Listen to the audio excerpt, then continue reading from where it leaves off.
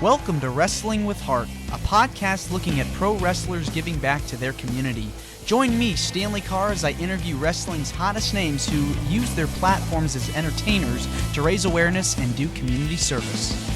Hello and welcome to another edition of Wrestling with Heart. This is the show where we talk with professional wrestlers and professional wrestling personalities about their lives in and outside of the ring, as well as doing acts of charity work, community service, volunteering, and spreading positivity. We're always about the positive vibes here on the show.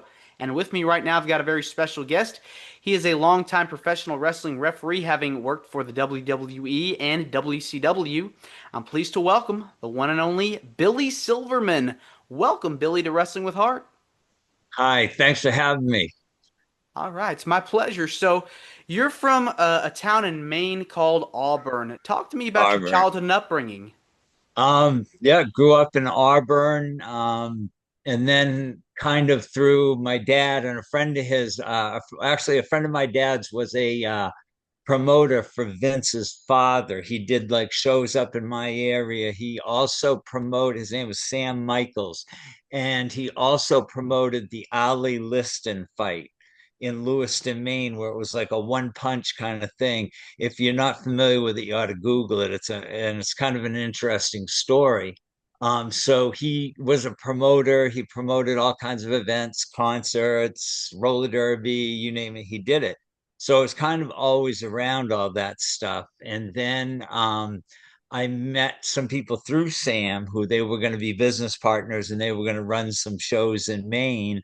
And then somehow I just kind of fell into it. Tommy Fornini, who was the referee for ICW, who was also a New York State licensed referee, and he was licensed in New Jersey. He kind of taught me, a little bit about it, but for the most part, I really picked it up a lot because I'd always watched it. So I kind of had an idea. I didn't know like some of the intricates of it, but I basically knew a little bit about it. And then they promoted a show in Augusta, Maine, and Tommy asked me if I wanted to referee. And I was like, yeah, sure, okay. You know what I'm saying? So I ran out real quick, got some black pants and a shirt and a bow tie to referee that night. And then from there, kept going on and on and on. I met the Wild Samoans and I worked with them and they taught me a lot. I worked for a gentleman named Tommy Giannetti. Pretty much I worked from Maine to Maryland. I mean, I pretty much owned a lot of the independent shows. So I just because they'd see me on WWF or WWF TV, and it was like, you know what I mean, kind of their link to somebody who was there, even though I wasn't a contract player. So helped me get a lot of bookings.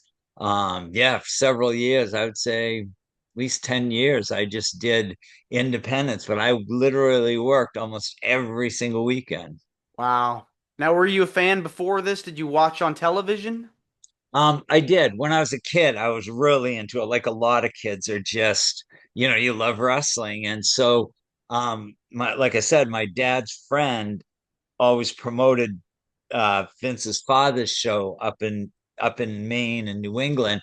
And so I'd get to go downstairs and, I didn't get to go in the dressing room, but, they'd bring somebody out like Chief Jay Strongbow. I had a picture taken with Moolah, Stan Stasiak.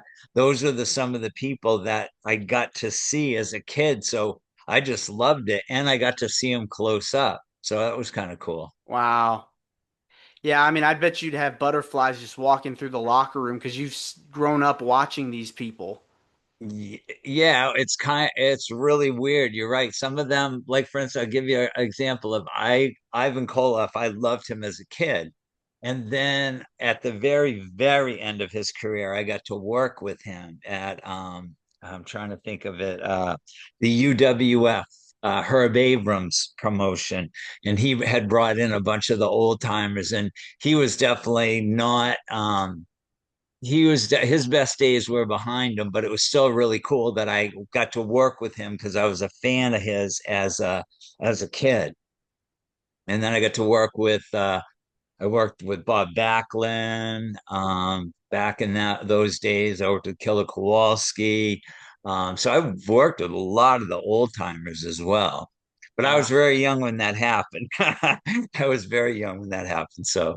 Well, let's talk about the first time you became a referee for the first time. I'd imagine like you were nervous because it's hard, being able to call the match and try to figure out where everybody is and what everything's gonna look like and all that stuff.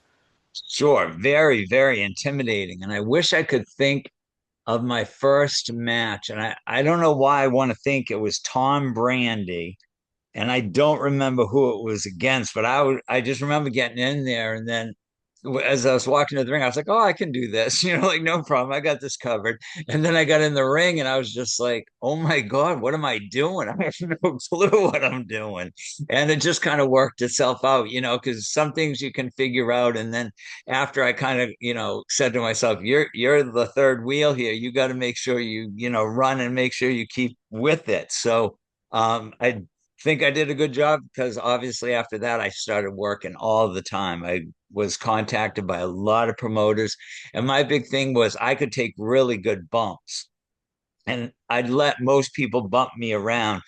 With somebody who was like an independent talent who I didn't know, no, I wouldn't let it happen because I don't know them and I don't know their strengths or how, so but like Tony Atlas used to lift me up over his head and press slam me. Just tons of guys that I bumped for. Scotty Steiner used to pick me up, throw me, and stuff. But I was never worried because they're all very strong men. So I knew it wasn't like they were going to drop me wrong or, land me on my head or something. You just didn't have to worry about that because of the pure strength that they possessed. I mean, these are larger than life human beings, and you're just in awe when you see them because they're superheroes. These gargantuans, huge. And so Exactly. getting to work with all these guys, um, when you're starting out, as a referee, Sure. you're learning the business from a lot of different people. Sure. Talk to me about some of the pointers and pieces of advice you were given when starting out that you've applied to today after leaving the WWE and other companies. I think it's really about, well, you got to stay out of the way. You got to try and be where, you've always got to try and be where you are. I think, being able to take bumps and in that sense, it's like you're able to get knocked down, but you can get up, so that would be one thing I took from the business. And just, because I worked with so many different people that gave me advice, um, that I think that a lot of it is just kind of do your job. You know what I mean? Know your job, do your job, and if you do that, and if you take a bump, you get back up. So that's how I'd say I kind of look at life and how I kind of took that from the wrestling business. Yeah, I mean you can't give up. You have to keep on going. And Absolutely. when things are kind of, not where you want to be, or when things just kind of fly south, you just kind of have to go with the flow. So Exactly. And don't be afraid to get up. You know what I'm saying? It's not how many times you get knocked down, it's how many times you get up. exactly. So you made your debut with the WWE in the mid 80s. Talk to me about, making the transition from the independents and working with the talent in the company during this time. In 86, how I got to work with them was through my father's friend, Sam Michaels. Joey Morella had got hurt and they needed a referee, so they called Sam, obviously. Sam called me, and Cortland, Maine from Auburn, Maine is probably driving regular would be 40 minutes. I was already in the car with my gear, before I even got off the phone with Sam, and I was there. But I wasn't ready for it. I really wasn't. I knew it, they knew it, and so I wasn't ready. I just wasn't ready. I was still way too green, but it was cool that I knew a lot of the guys in the locker room. So then after that, I still continued to work, and I think got better every single time that I worked because I learned new things from all kinds of different people. After the Wild Simone taught me so much. Sal Corrente, who used to be a referee, taught me a lot. Tommy Fornini taught me a lot. and just different wrestlers that taught me what I, or helped refine what I somewhat knew, and refined it so that I could really take it to another level. So I just had I'm very blessed in the business. I was blessed because I got to work with so many top talent people. Jules Strongbow gave me a lot of good advice. Oh God, there's just been so many, that I don't even think I can remember all the people that gave me great advice. Yeah, I mean, you got to work with so many different talents over the course of your career. Talk to me about some of your favorite matches that you've gotten to be a part of. Um, Anything with Brett, because working with Brett, getting in that ring with Brett, he gives not 100%, he gives 200%. I mean, every single night, and he's such an incredible. He was such an incredible athlete, and he could go in there with a chair, make the chair look good. So anything always say with Brett, working with Sting was great. We're always working with Flair is, that's an experience in itself. Let me think. Who are some of the other? Kevin Nash, Scott Hall, um, Davey Boy Smith. These people are incredible athletes, and they know what they're doing in there. And just to be a part of that is just sometimes I just go, I have to like shake my head and go, oh, is this really me? Is this really happening? Because you're in there with such incredible. Terry Funk's another one who was, when I did a match with him and Ric Flair, it was incredible. It was just like, wow. Yeah, I mean, definitely when you're in the ring with those guys, it's like it's a night off because you're constantly, you know their styles very well, you know how their work is, and so you're prepared. You know what to Exactly. expect when Yeah. you get to be in the ring with them. Was there like one particular match? Was there one match in particular that you enjoyed being a part of the most? Maybe not enjoyed, but felt great honor, and just knowing that I had to go out there and be at my absolute best. There was just no room for nothing if you went out there and you had the opportunity to work with these two guys, you better be at, 100%. And because they're going to give a great match, and the only thing that can screw it up would be me or the referee. And it was the match first time with Eddie Guerrero and Rey Mysterio. If you go back and watch that match, it's a clinic. It's a real clinic, and I feel that I contributed a great deal to that. Was that the Halloween Havoc one? Yeah, absolutely. Yeah, it was the Halloween Havoc. And if anybody goes back and watches that, they're two great athletes. Eddie Guerrero, bar none, another. In my book, I put Eddie Guerrero in the same category as I put Bret Hart. Just he's another guy. He could go out there, could work with a chair, and he make the chair look like the champion. Rey Mysterio is another one of those guys. So I had never been exposed to lucha libre or luchador wrestling when I before I went to WCW, and I thought it was very different. It's very fast paced, and it's very, the mass traditions and things like that. But I got to, learn about it, and so it's a whole different wrestling culture, and it's really kind of cool. Like for instance, I got to meet Neil Mascaras, and he's like true to that. Like from what they say, he like showers with his mask on, so that's a different mindset culture of Mexican and lucha libre wrestling. They have some great workers too, Conan, um just the numerous luchador or lucha libre wrestlers that I met. That was a really cool thing to be able to work with them. Now, I'm sure prior to working with Eddie and Ray, you had to study tapes of lucha libre or Mexican wrestling. Walk me through kind of what your mindset was to prepare for how to call the action.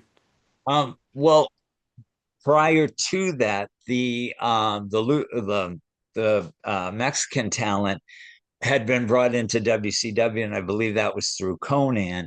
And so I got to work with these guys every single night, because a lot of the stuff that they do is the same.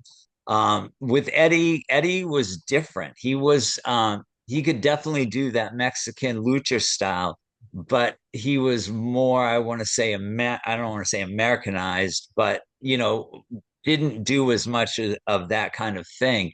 Um, so it was just getting used to them, and just feeling like I'm ready. I know I can do this match. And it was just really cool to be a part of it. I just feel like that was one of the greatest matches ever, and I was a part of it. So that's one thing I can say. Another interesting tidbit I'll give you is when I first went to WCW, the week two either a week or two prior to that, I had done my last Raw, and I had wrapped up with WWF or WWE at the time. And the next week, so they were doing a live show and a tape Mm-hmm. show, whereas Nitro was live every week. So I was on a tape show of Raw from what I had finished up, and then was on Nitro that same night. And the same thing happened to Rick Rude. Rick Mm-hmm. Rude did the last set of tapings that I did. And I was even in those matches with him where he was a manager, and then went to WCW and he was there too. And we both just kind of looked at each other like, what are you doing here? So that was a kind of a cool thing. Rick Rude and I have one thing in common, that we both were on different shows, different major promotions at the same night. That is So I thought crazy. it is. I thought it was just what a cool thing, to happen, not Yeah. happen to me, but it was a cool thing. What made you decide to leave WWE for WCW? It wasn't a matter of, deciding to leave. I was, Steve Taylor, who I owe so much to, was the, we say events. First he was a photographer, then he was in charge of the whole, getting it set up, all that stuff, and also he handled the referees that were ring crew guys. And so through him and through some other channels, they recommended me. And this time I was ready. When I went there the second time, I was ready, and they booked me quite a bit. I wasn't a contract person, but I was getting booked pretty regularly through them. And then Steve Taylor came to me and he just said, "We have to cut back right now, and I don't have a spot for you." And I thanked him profusely, because I had just found out, like maybe 2 or 3 days before that I was being hired by WCW. So it was a real cool thing, and we left on such good. I mean, Steve Taylor is just an awesome, awesome guy, and he really helped me a lot. He was booked me a lot, and so I'm very grateful for that. And I'm grateful for Jim Ross too, because if Jim Ross didn't like my work, and even Vince, they don't just put anybody on their TV. And had they not liked my work, I wouldn't have been And you there. got to So go back to WWE after yeah, WCW for was a bought short out. time, I kind of went back for a cup of coffee and went on about my way. So yeah, so I went back for the Alliance, I think what it was called, or something to that effect. The invasion Um angle. the invasion angle, thank you. And yeah, and so now I live in Florida, and I do independent shows, when it's feasible for me, and it's worth my while, I'll go do an independent show. So I work maybe a year, maybe 8 times a year, and it's perfect because it's some good extra money, and keeps me kind of tied to seeing. What I really like is seeing the young talent, what they're doing, the new, different guys that are training different guys that I didn't know before, and seeing how the guys and girls that they trained, how they, have progressed. But also, there's a lot of guys down here that train and I always ask, "Oh, who were you trained by?" a couple of them said to me, Alex Porto. And I said, well, no, there's no explanation necessary then. If you're trained by Alex, you guys are golden in my book, And so, yeah, so that's pretty much 30 years kind of condensed. I've periodically been working on a book. It's just taken me a lot longer because there's a lot of stories and there's some things that I really want to tell. And there are a lot of, not a lot of things, but there are some things that I don't want to tell because I don't think A, it would be right, and B, it's just not who I am. I believe that what somebody's truth is their truth, not mine to tell.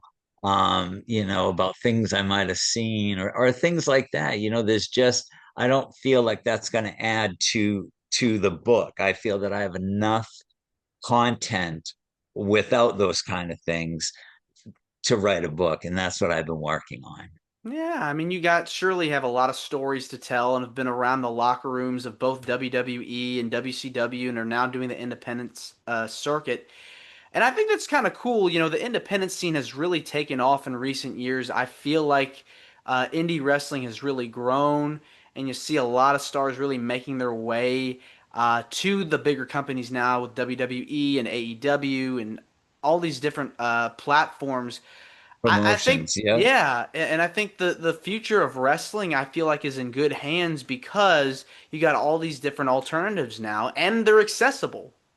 Exactly. They are. I think one thing though, I think is WWF or WWE is really going to hurt themselves by raising ticket prices to an astronomical, excuse me, to an astronomical price where people can't go. They're going to price themselves out of the market. And so, what I think that will do, what I really feel is that's going to be good for all the other promotions because all the other promotions have a lot of the WWE stars, anyways.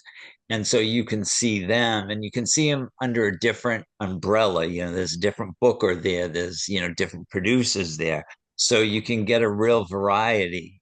I just don't think that some of the prices I've seen for WWF tick or WWE tickets are just how can you afford to even take your son or your daughter? I mean, it's crazy money. Wrestling, I feel like, should be for everyone to enjoy and to be able to go and have a good time. It should be an experience for everyone. And so I think what you're going to see in the next few years, like you just said, I think that it will give way to a lot of the other companies to kind of take over and try to get more people to attend their shows. Sure. And I think that's going to happen because when you make something so inaccessible, you're going to lose your audience because the prices that they're charging, that's not the market. The market is doesn't, you know what I mean? I don't believe the market can bear that, based on their fan base. So and who knows, maybe they're looking to I don't know what their thought could be, but maybe they are looking to push some business to, other companies. I don't know. That wouldn't make sense to me, but nothing sometimes they do up there makes sense to me. When you when you watch the products today, who are some guys or some girls who you go, man, I would love to be refereeing their match? Yeah, I like MG, what is it? MJF from MJF. AE. I like a lot of his stuff. In WWE, Charlotte, obviously, who wouldn't want to work with Charlotte just because Hmm. she's that talented? I mean, I'd like to work with Nia Jax because she's a big girl, and I'd love to see that, because I have the best seat in the house, basically, as the referee, or so to speak. I'd like to see, because on TV, her work seems kind of, it doesn't seem like it's real tight. So I'd like to see how she really is in the ring. Who are the two? Because I don't follow it super, super close. Who are the two Mexican wrestlers that just came from A&E and went to WWE? Penta and Ray Phoenix. Yeah, yeah, those guys. I like those guys. Those guys are very talented. I'd love to be in get to work with them. Anything with Kurt Angle, he's an incredible athlete. Yeah, so there's actually quite a few. But like I said, I'm really enjoying working with the younger talent down here because I feel I have something to offer them, and maybe some advice. And if they take it, great. If they don't, at least I tried to help them along the way. And I say this to all those young kids, they'll be like, "Wow, great, thank you," etc. I say, as long as I can give them what they need in that ring, I'll continue to work. But the minute I feel like I can't keep up or I'm just not in shape enough anymore or whatever, that's when I'll get totally done. Who are some of your favorite independent talents that you've gotten to work with over the last several Um, years? One of my all-time favorite, and I was a big fan of his on the internet. I never saw him because he didn't really work in the Northeast. But his name is Paul Cahagas, the Tokyo Monster. And I used to follow him online because his matches, his stuff was really, really good. I don't know if you're familiar with him at all. If you're not, Google him, you'll see some good stuff. And so I always wanted to work with him. And then they have a thing called the Cauliflower Alley Club, which I don't know if Mm-hmm. you know Mm-hmm. what that is and what it's about. And that's a really great organization. If you ever get a chance to go out to Vegas for one of the conventions, you get to meet a lot of the wrestlers, a lot of the old timers that are still around. And the main objective of that organization is to help wrestlers who may have fallen on hard times, may need help with hospital expenses or rent or anything. So please, please, I want to promote them as much as possible. If you do get a chance to go out to the CAC in Las Vegas, it's a really great time and it serves a very good purpose. Yeah, I think it's great to have an organization like that because you need to be able to give voices to people that need help and are not able to Exactly. afford things and can help them with their taxes and their bills and everything. So I think Because kudos. I say, I'm sorry, I didn't mean to cut you off, but I say to myself, by the grace of God, go I. I feel blessed that I'm not in that situation. You know what I'm saying? Because I can't imagine, to have been a big star like some of these people were. I mean, big stars, and they should have big money, all kinds of money, but through whatever, not no proper planning or anything like that, fall on hard times. And so, that's why I'm a real strong promoter of the CAC. I also am a lifetime member there. So, but we don't want to spend the rest of our time talking about the CAC. I just wanted to give them a good plug Yeah, for what they do for the wrestling community. they definitely have provided so much support for those that are going through struggles, and yes, definitely a great organization to be a part of. Now, over the years, I know you've been involved with a variety of different charity groups and have helped out a lot in your community. What kinds of things have you done to give back over the years? Well, I do, like on different shows that are I don't want to say charity because I don't like that word, but are maybe benefactor shows for people in the community. For I've done some because my family has been touched by cancer, so I've done that. And I also donate money to the American Cancer Society, which is a great organization. They do a lot to help people with cancer. So again, shouting out to them, if you know anybody who has had cancer, been touched by cancer, it's a great, great organization to help out with, because cancer is a disease that knows no boundaries. It doesn't strike you whether it doesn't pick whether you're rich or poor, nice or not nice, things like that. It can happen to anybody. And so that's one cause that's very, very close to my heart. Both my mom and my dad passed away from So cancer. sorry. I have a friend right now going through pancreatic cancer, but it's actually coming along really well. So I'm very happy to hear that. But I try and do, anything that I can that I feel that helps. Like I've done things in my community, where I've done uh, food. We in where I lived in Maine, we had a group of people that during like Christmas, Thanksgiving, New Year's, and we did one in the fall too, and we'd go around the community and get all this food donated, and we'd cook it all up. And there was this like Mason, no, it was a KFC hall, no, KFC hall, and we would all of us would get together and we would cook all this food for the community. And the one thing that amazes me, it was a lot of elderly people because they're on fixed incomes and can't really, always afford things. I was amazed at the amount of people, just regular, and I don't want to say regular people, but people I guess I wouldn't think I would see at such an event. I mean, we're always glad that they all feel they can come because it's for everybody. But those are some of the things that I do, and also I've helped to in my community in Maine. I helped raise oil money or raise money to give to the Salvation Army for all people in our community that struggle, keeping their homes warm. And so that was something I was very proud of as well. Wow, it seems like you've done a lot over the years. Was there particular one event that you got to help with that was heartwarming for you?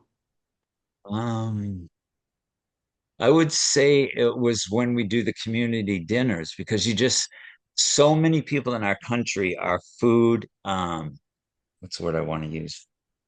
Well, they just don't have enough food to eat. There's kids in schools that don't have food for the weekend, so they make backpacks for them to take home, and it has like milk and cereal and a sandwich or something. Because I just feel we're the richest country in the world. We should not have any starving people here.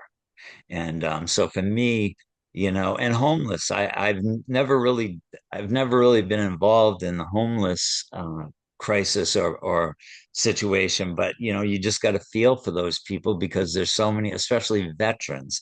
There should not be one veteran on the street without a home to live in. No, everybody deserves shelter and food and water, and so the more we can do for others, the better place we will be in. Um, Absolutely.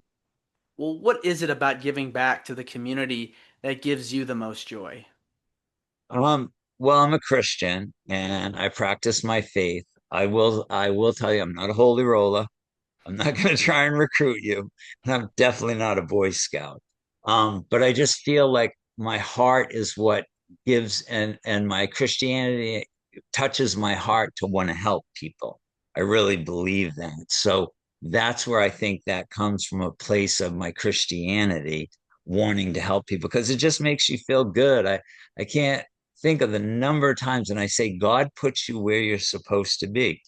Probably about a month ago, I went to the post office and there was this lady and she got a big package. And she got all upset because the post guy brought it out on a dolly and said, "Here you go."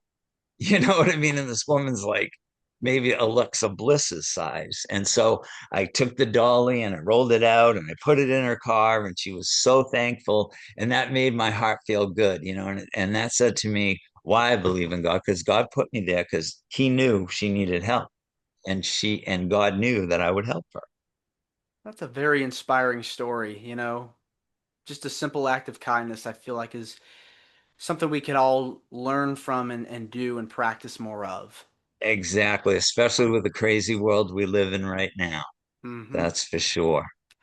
Well, Billy, I just want to say thank you so much for coming on to Wrestling with Heart. It means a lot to me and to my listeners and viewers that are watching this on YouTube. Where can people find out more about you on social media? And if there's anything you want to plug, feel free. No, nothing really to plug right now. I am working on a merchandising deal kind of thing, but nothing. When it comes to fruitation, I'll know it's just a marketing kind of thing, and hopefully it does. I believe it will. But if anybody wants to get in touch with me, get in touch with me through my Facebook. All right. Well, thanks And I try again. and answer it. I try and answer as much as I can, but sometimes I get overwhelmed with it. I felt like right now, 418 friend requests, and I just don't have time to go through all of it. And a lot of people I don't know. I'm very appreciative, because that says something I think about me and how I treat people and how I act and how I portray myself on Facebook, which is not how I portray myself. It's who I am. It's not me portraying a character. Hmm. Well, Billy, thanks again, and you're more than welcome to come back. Awesome. I'd love that. Thank you. I know we've been trying to put it together for a little while, but thank Yes. you so much. I'm so glad that you kept reaching out because I'm just, like I said, I'm crazy busy doing something all the time. And so it's really the I guess the squeaky wheel gets the oil or something to that effect. Yeah, yeah. But so thank you. I can't thank you enough for having me on. It's been my pleasure. And anytime, you need anything or whatever, give me a jingle. Absolutely. Hey, if that book comes out in the future, would love to do a part two and Oh, absolutely. I would be honored. That would be a great for thing. sure. All right. Well, thanks again and take care. Thank you, my friend. Take care. This is Bye. Wrestling with Heart. I hope you found this podcast to be informative and entertaining. If you did, please hit the subscribe button and look out for the next edition.